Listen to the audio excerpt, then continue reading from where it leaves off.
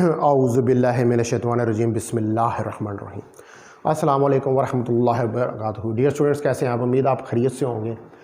तो आज हमारा lecture number 9 7/12/2020 C1 first year physics chapter number 3 और हम स्टडी करने जा रहे हैं न्यूटन लॉज ऑफ मोशन को।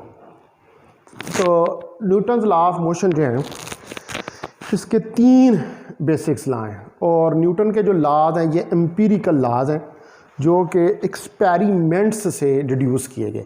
यानी कि एम्पिरिकल का मतलब होता है कि ऐसे लॉज के जिनको एक्सपेरिमेंट की मदद से डिस्क्राइब किया जा सके, यानी कि वो लॉज जो हैं वो एक्सपेरिमेंटल प्रूफ के बाद जो है उनको वो डेवलप किया जाए और उनका एक्सपेरिमेंटल प्रूफ जो है वो मौजूद हो। तो न्यूटन लॉज क्या हैं?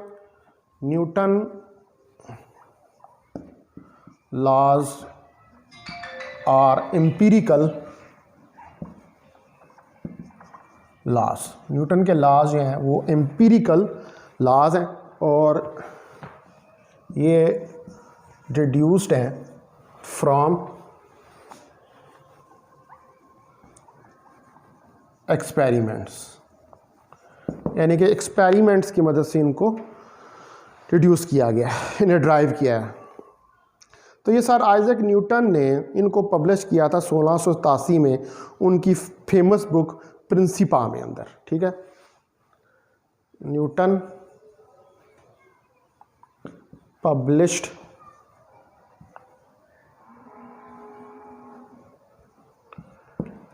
these laws in his famous book Principia.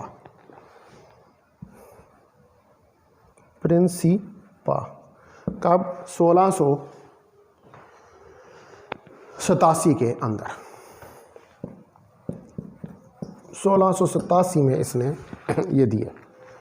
ठीक है, अपनी फेमस बुक के अंदर जिसका नाम था प्रिंसिपा। न्यूटन लॉज जो हैं कि उन ऑब्जेक्ट्स के ऊपर एप्लीकेबल नहीं है जो कि मूव कर रहे होते हैं with the speed of light और 1/10 ऑफ स्पीड ऑफ लाइट। ये जो स्लो मूविंग ऑब्जेक्ट्स हैं उनके ऊपर जो है ये एप्लीकेबल है और जो फास्ट मूविंग पार्टिकल्स हैं जैसे एटॉमिक पार्टिकल्स हैं उनके ऊपर ये लॉज जो हैं वो एप्लीकेबल नहीं है। ठीक है, तो जो स्पीड्स लो हैं as compare to speed of light, ठीक है, ये उन ऑब्जेक्ट्स के ऊपर एप्लीकेबल हैं। These laws are applicable on those objects whose speeds is less than the speed of light। जैसे ये हम लोग हैं, सियारे हैं या सितारे हैं, स्टार्स, मैक्रो बड़े लेवल के जो पार्टिकल्स हैं, लेकिन ये लॉज जो हैं ये एटॉमिक पार्टिकल्स के ऊपर एप्लीकेबल नहीं है जो कि स्पीड ऑफ लाइट या 1/10 ऑफ स्पीड ऑफ लाइट से मूव कर रहे होते हैं। These laws are not applicable, ये लॉ जो है एप्लीकेबल नहीं है ऑन एटॉमिक पार्टिकल्स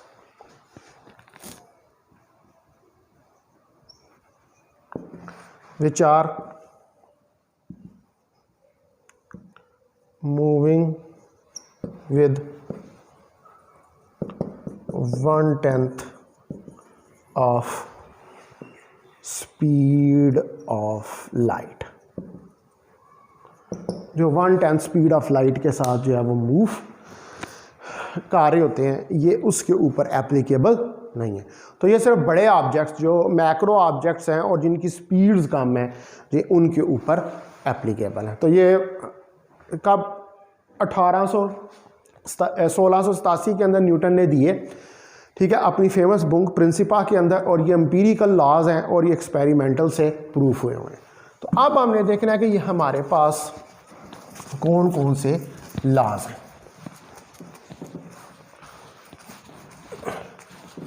तो आप देखें कि नंबर 1 के ऊपर Newton first law of motion, Newton's first law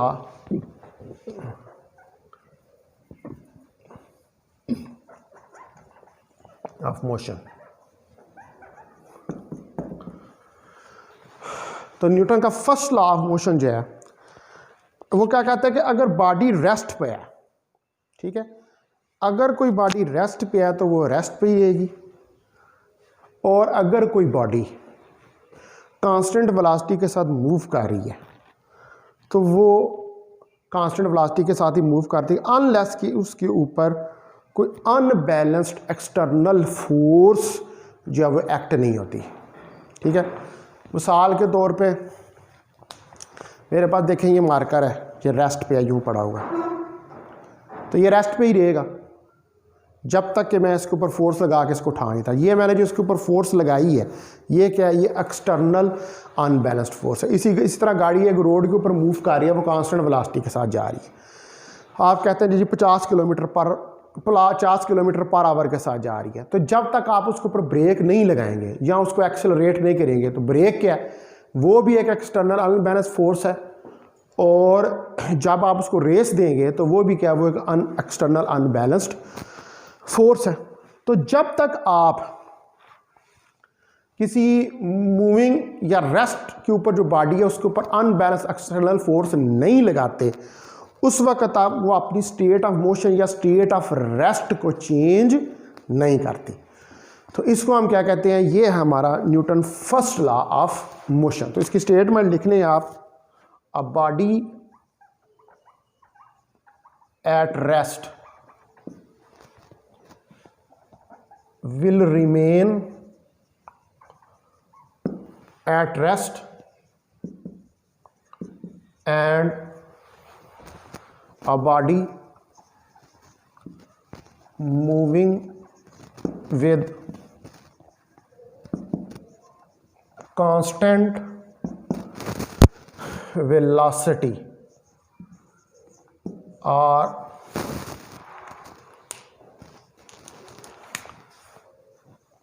uniform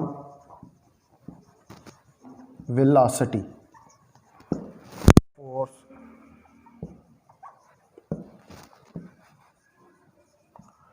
acts on it। तो उस वक़्त तक ये जो है ये मूव करती रहेगी या रेस्ट पे रहेगी जब तक कि इसके ऊपर एक अनबैलेंस्ड एक्सटर्नल फोर्स वो एक्ट नहीं करती। यानी कि आपने अगर स्टेट ऑफ रेस्ट या स्टेट ऑफ मोशन को चेंज करना है तो उसको स्टेट ऑफ रेस्ट या स्टेट ऑफ मोशन को चेंज करने के लिए आपको एक अनबैलेंस्ड एक्सटर्नल फोर्स जो है वो रिक्वायर्ड है। अगर आपके पास अनबैलेंस्ड एक्सटर्नल फोर्स नहीं होगी तो स्टेट जो है वो चेंज नहीं होगी। तो इसको हम क्या कहते हैं, this also known as inertia. तो अब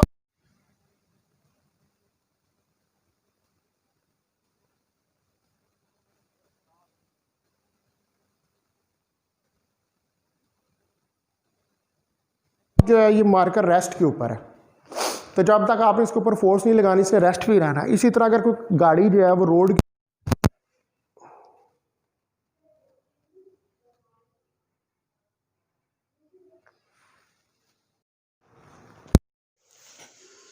तो अगर कोई बॉडी हमारे पास रेस्ट के ऊपर है तो वो रेस्ट के ऊपर ही रहेगी, और अगर वो मूव कर रही है कांस्टेंट वेलोसिटी के साथ तो वो यूनिफॉर्म वेलोसिटी के साथ ही मूव कर रही है। इसको हम क्या कहते हैं, लॉ ऑफ इनर्शिया का नाम भी जो है वो देते हैं। तो डियर स्टूडेंट्स, अब हमने देखना है कि व्हाट इज इनर्शिया। इनर्शिया जो है ये क्या चीज़ होती है। इनर्शिया जो है ये किसी बॉडी की प्रॉपर्टी है कि वो स्टेट ऑफ रेस्ट में रहता है या वो कांस्टेंट वेलोसिटी के साथ जो है वो मूव करता रहता, or it remain in the state of rest और it move with constant velocity, inertia. A body, the property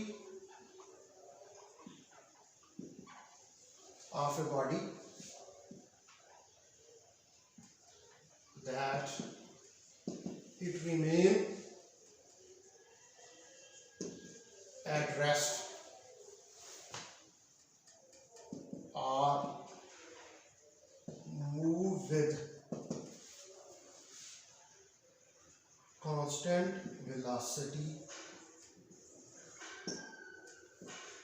is known as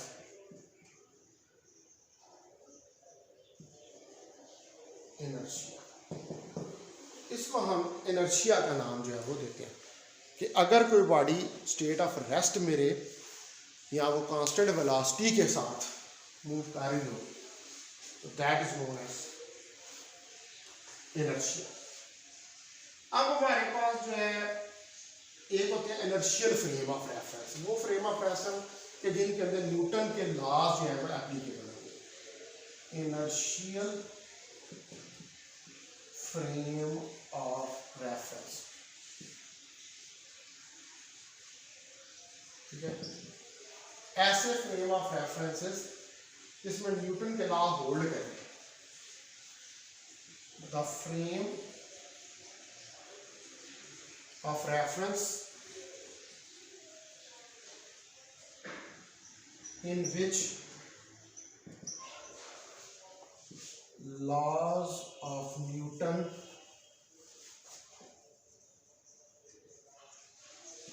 holds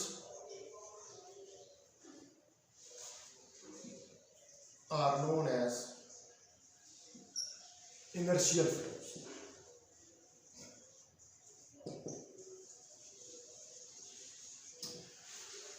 ऐसे फ्रेम्स का जिनमें न्यूटन के लॉज जो हैं वो होल्ड करें, ठीक है, यानी कि न्यूटन के तीनों लॉज ऑफ मोशन जो हैं वो फ्रेम जिनको सेटिस्फाई करें उनको हम इनर्शियल फ्रेम कहते हैं और ये इनर्शिया से है, ठीक है डियर स्टूडेंट्स। तो आप देखें कि जो न्यूटन के लॉज हैं जिन फ्रेम्स के अंदर वो होल्ड नहीं करते उनको हम क्या कहते हैं, उन्हें हम नॉन इनर्शियल फ्रेम्स का नाम जो है वो देते हैं, ठीक है डियर स्टूडेंट्स। तो अब आ गए न्यूटन सेकंड लॉ के ऊपर। तो न्यूटन सेकंड लॉ क्या है? न्यूटन सेकंड लॉ ये कहता है कि जब आप किसी ऑब्जेक्ट के ऊपर फोर्स लगाते हैं तो उस ऑब्जेक्ट के अंदर जो है वो एक्सीलरेशन प्रोड्यूस होता है। Newton second law of motion, ठीक है जी। जब आप किसी ऑब्जेक्ट के ऊपर फोर्स लगाते हैं तो एक एक्सेलरेशन प्रोड्यूस होता है उसी की डायरेक्शन में, और ये एक्सेलरेशन डायरेक्टली वेरी करता है किससे, विद अप्लाइड फोर्स, और इनवर्सली वेरी करता है ये मास ऑफ द बॉडी से, ठीक है। तो जब हम किसी बॉडी, न्यूटन सेकंड लॉ क्या कहता है कि जब हम फोर्स किसी बॉडी के ऊपर लगाते हैं, when the force applied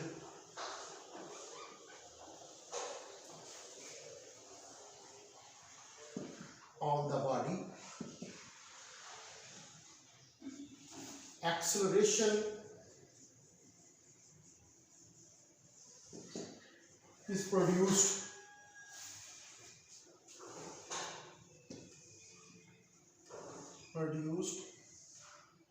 in the body in its direction। उसमें एक्सेलरेशन जो है वो प्रोड्यूस हो जाता है उसी बॉडी की डायरेक्शन के अंदर। इसको हम क्या कहते हैं, इसे हम कहते हैं Newton second law of motion. और मैथमेटिकली ये क्या होता है, F is equal to M, ये इसकी मैथमेटिकल स्टेटमेंट है। और A ये हमारे पास F ओवर M के बराबर। तो हम इसको प्रूफ भी कर सकते हैं। इसका प्रूफ देखते हैं हम। आप देखें कि जो फोर्स है, एक तो वो डायरेक्टली प्रोपोर्शनल होती है मास से, और दूसरा फोर्स इनवर्सली प्रोपोर्शनल होती है एक्सेलरेशन। ठीक है, एक्सेलरेशन के इनवर्सली प्रोपोर्शनल होती है मास से। F मेरे पास जो है, बल्कि इसको यूं करेगा, ऐसे इसको देखिए, A जो है वो डायरेक्टली प्रोपोर्शनल होता है F के, और A इनवर्सली प्रोपोर्शनल होता है M के। तो A मेरे पास आ जाएगा F ओवर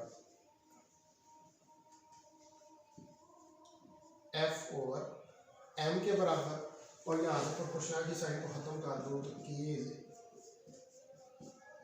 F ओवर है, और K यहाँ पर 1 पे कांस्टेंट है, तो A is equal to F over M, या F is equal to M A। ये हमारे पास सेकंड लॉ ऑफ मोशन का प्रूफ जो है। तो आप क्लियरली इस प्रूफ के अंदर ये दे सकते हैं कि एक्सेलरेशन फोर्स के डायरेक्टली प्रोपोर्शनल है, यानी कि आप जितनी ज़्यादा फोर्स एग्जर्ट करेंगे उतना ज़्यादा एक्सेलरेशन जो है वो प्रोड्यूस होगा। और दूसरे नंबर पे हमारे पास जो एक्सेलरेशन है वो इनवर्सली प्रोपोर्शनल है मास के, यानी कि आप मास अगर बढ़ाएंगे, बहुत बढ़ा देंगे, तो एक्सेलरेशन कम हो जाएगा। यानी कि बड़ी बॉडी जो होती है उसको मूव करना या उसके ऊपर फोर्स लगाना मुश्किल होती है, एज कम्पेयर टू हल्की बॉडी। हल्की बॉडी जो होती है उसके अंदर आसानी से एक्सेलरेशन जो है वो प्रोड्यूस कर लिया जा सकता है। तो न्यूटन ने ये कहा कि जब आप किसी बॉडी के ऊपर फोर्स लगाते हैं तो उस बॉडी के अंदर जो है वो एक एक्सेलरेशन प्रोड्यूस हो जाता है। ठीक है, this Newton second law of motion. उसके बाद आए आप Newton's third law of motion.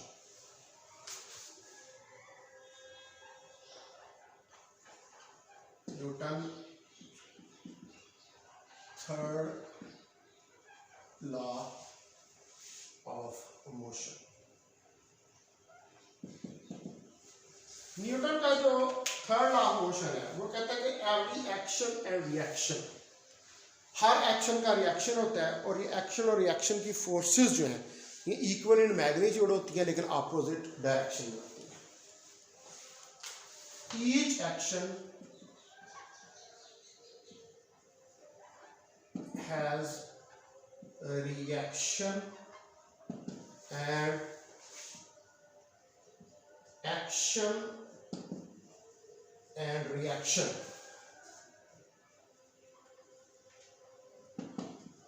are in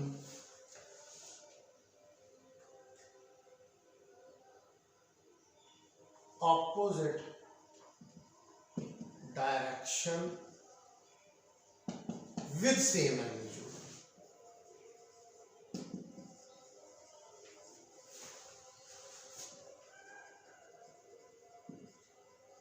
With same magnitude. Each action और रिएक्शन जो है ये अपोजिट डायरेक्शन में होते हैं लेकिन का सेम मैग्नीट्यूड जो है वो हमारे पास होता है। जब भी इंटरेक्शन दो ऑब्जेक्ट्स के दरमियान में अकर करती है, ईच ऑब्जेक्ट जो है वो फोर्स एक्सर्ट करता है दूसरे के ऊपर, लेकिन अपोजिट डायरेक्शन में सेम लेंथ ऑफ टाइम में। This always act on two different body. Newton third law जो है हमेशा दो डिफरेंट बॉडीज के ऊपर अप्लाई होता है। ठीक है, Newton third law always applied on two different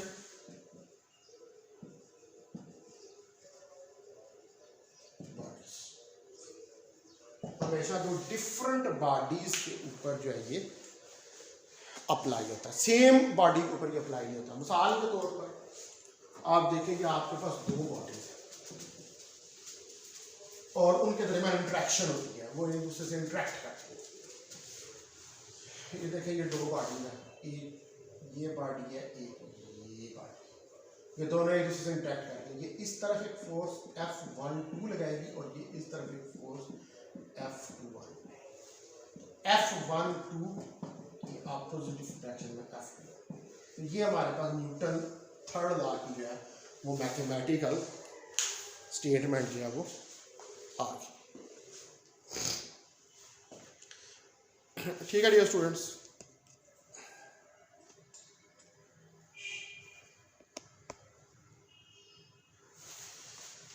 तो अब हम नेक्स्ट जो है वो देखते हैं कि व्हाट इज मोमेंटम। मोमेंटम क्या होता है? न्यूटन के लॉ, सेकंड लॉ से जो है वो मोमेंटम रिलेटेड। मोमेंटम क्या है कि कोई बॉडी कितनी क्वांटिटी ऑफ मोशन को कंटेन कर, ठीक है। मोमेंटम क्या है?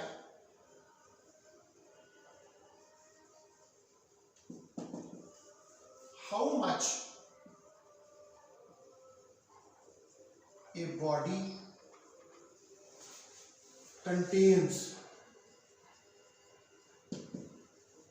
the quantity of motion। यहाँ इसकी एक और डेफिनेशन है कि the product of mass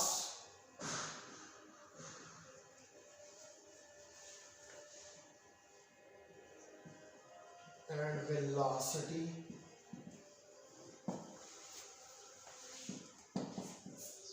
is known as momentum।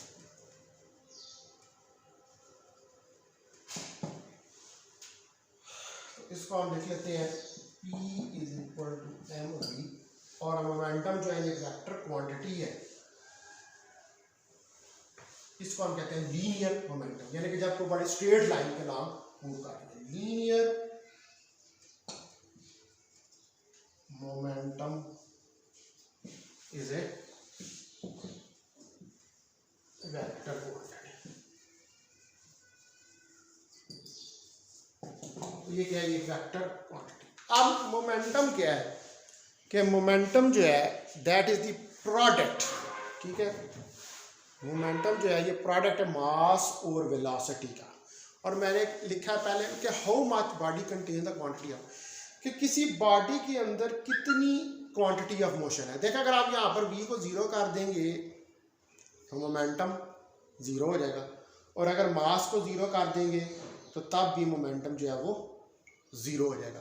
तो कितनी क्वांटिटी, यानी कि बॉडी जो है वो किस वेलोसिटी के साथ मूव कर रही है और उसका कितना मास, यानी कि बॉडी का मास और वेलोसिटी उसका मोमेंटम जो है उसको बनाते हैं, ठीक है।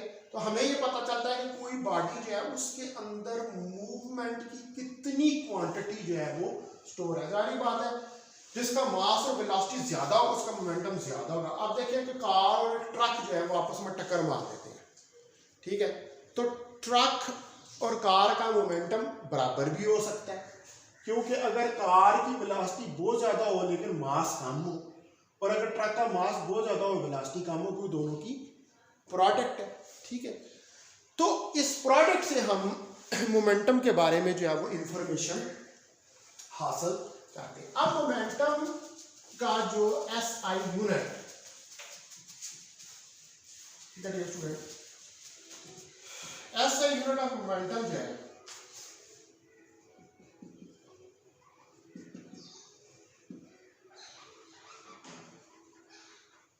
वो है हमारे पास देखिए P is equal to mv।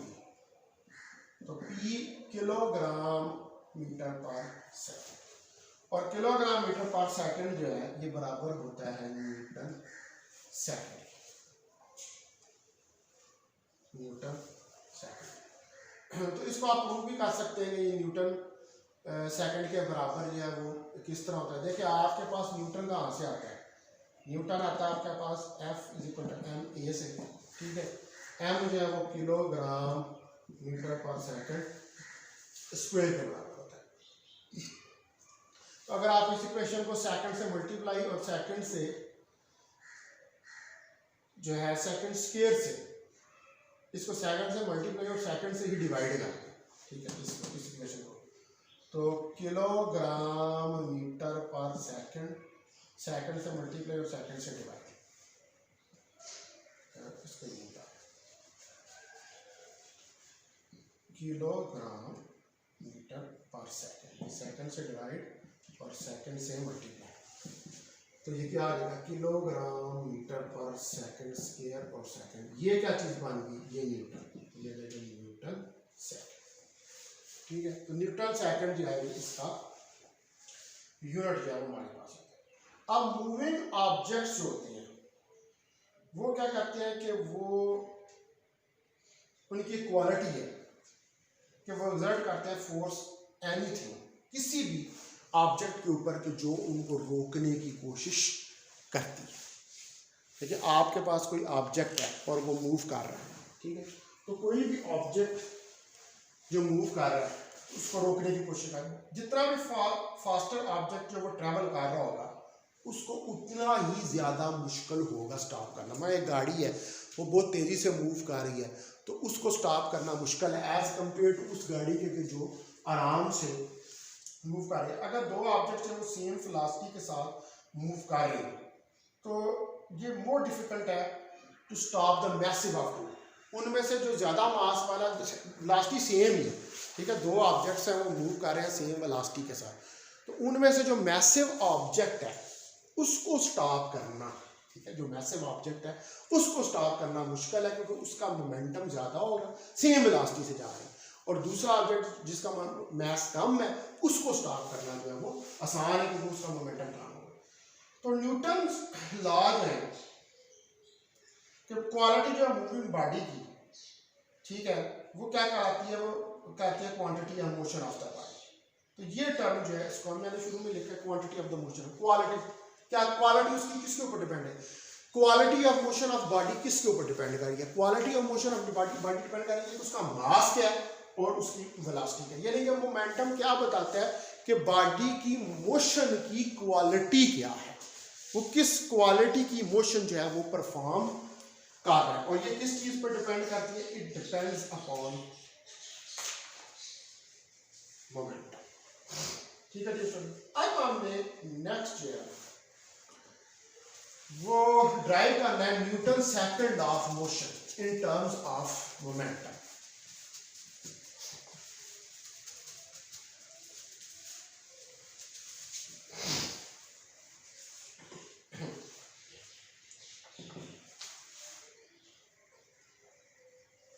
Newton second law of motion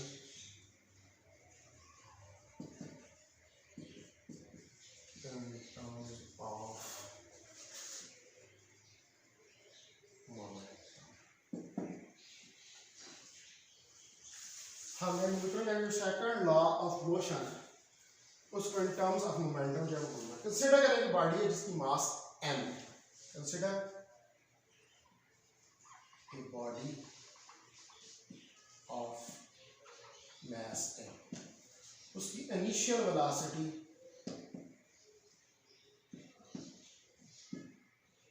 v आई है, उसके ऊपर एक्सटर्नल फोर्स एक्ट करती है, and external force act on the body, body के ऊपर जब एक एक्सटर्नल फोर्स एक्ट करती है, और जब उसके ऊपर एक्सटर्नल फोर्स एक्ट करती है तो एक्सटर्नल फोर्स के एक्ट करने से उसकी वेलोसिटी चेंज होती है, यानी कि बॉडी के अंदर एक्सेलरेशन जो है प्रोड्यूस होता है, तो उसकी फाइनल वेलोसिटी होगी vf और a एक्सेलरेशन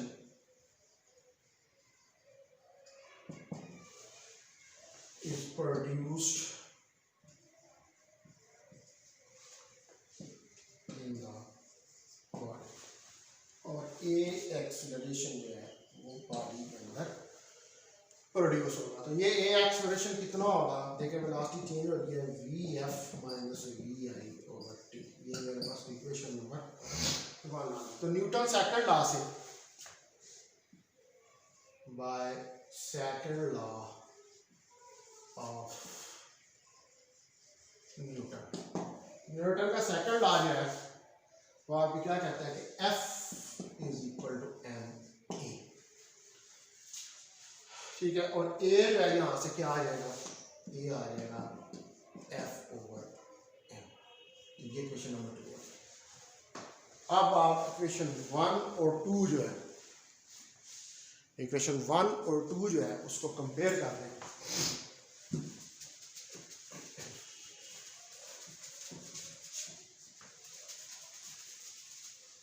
तो कंपेयर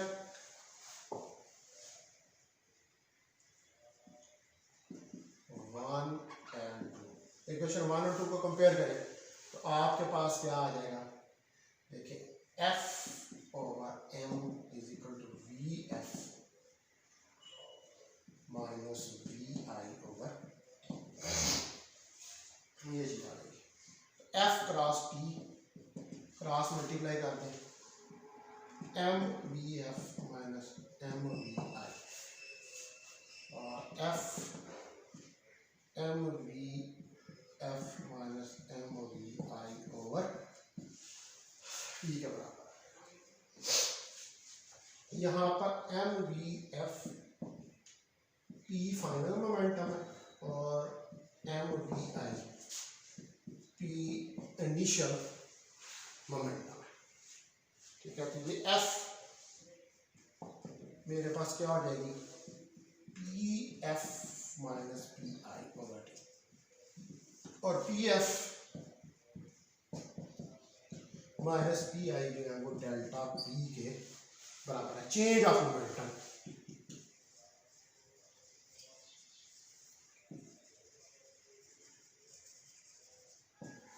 तो हमारे पास F delta P over delta T के बराबर आ।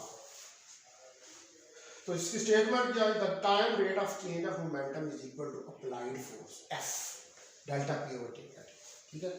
The time rate of change of momentum, यानी कि किसी बॉडी के मोमेंटम में with respect to time change किससे आता है, अप्लाई करने से एक्सटर्नल फोर्स, ठीक है।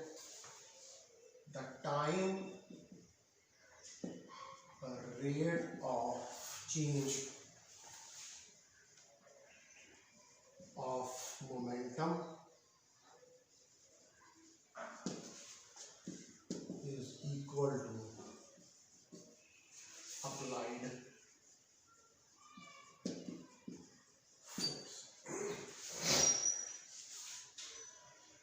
ठीक है। तो ये जो है हमारे पास Newton second law of motion है इन टर्म्स ऑफ मोमेंटम, यानी कि जब आप किसी ऑब्जेक्ट के ऊपर फोर्स लगाएं तो उसके मोमेंटम में विद रिस्पेक्ट टू टाइम जो है वो चेंज आता है। तो ये हमारे पास सेकंड लॉ ही है कि जब हमारे पास जो है वो मोमेंटम चेंज कब होगा, मिसाल के तौर पर एक गाड़ी सड़क के ऊपर मूव कर रही है, ठीक है, ब्रेक लगाते हैं तो एक्सटर्नल फोर्स लगाई, उसकी वेलोसिटी कम हुई तो मोमेंटम चेंज हुआ, फिर आपने उसको रेस की, वो फोर्स लगाई, तो फिर अब क्या इस तरह जो टाइम है वो तो गुजर ही है, ठीक है। अब जो हमारे पास ये equation F is equal to M V F minus M V I over T, ये ज्यादा हमारे पास जनरलाइज्ड फॉर्म है, ठीक है। किसके मुकाबले में, as F is equal to, इसके मुकाबले में ये ज्यादा जनरलाइज्ड फॉर्म है, क्योंकि ये वाली इक्वेशन जो है ये उस वक्त भी अप्लाई हो सकती है। This equation can be applied when both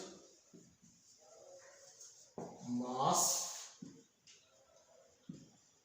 and A changes, यानी कि एक्सेलरेशन चेंजेस।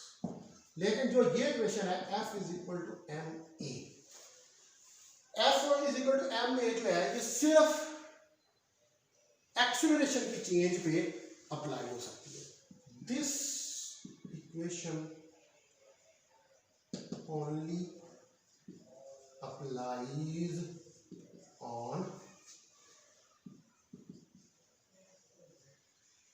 एक्सेलरेशन चेंजेस,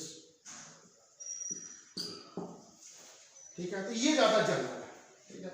अब मास चेंजेस की जो एग्जांपल है, मास चेंज की एग्जांपल है rocket, motion of A rocket, जिसके अंदर मास जो है वो चेंज गैसेस बर्न होती हैं, तो रॉकेट का मास जो है वो कम होना शुरू हो जाता है। तो mass example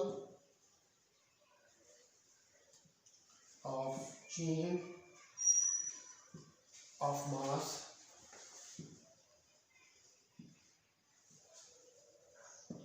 is a rocket motion। तो जो मोमेंटम की टर्म में न्यूटन सेकंड आया, ये ज्यादा जनरलाइज्ड फॉर्म है, क्योंकि इसके अंदर हम मास और एक्सेलरेशन दोनों की चेंज है उसको देख लेते हैं, ठीक है डियर स्टूडेंट्स। तो अब हम जो है हमने ये स्टडी कर लिया मोमेंटम को, तो कल जो है वो हम इम्पल्स पढ़ेंगे और फिर आइसोलेटेड सिस्टम्स को स्टडी करेंगे, ठीक है डिस्टेंस और उनकी वेलोसिटी जो है कैलकुलेट करके देखेंगे। तो हमने बहुत ख्याल रखें। अस्सलाम वालेकुम व रहमतुल्लाहि व बरकातुहू।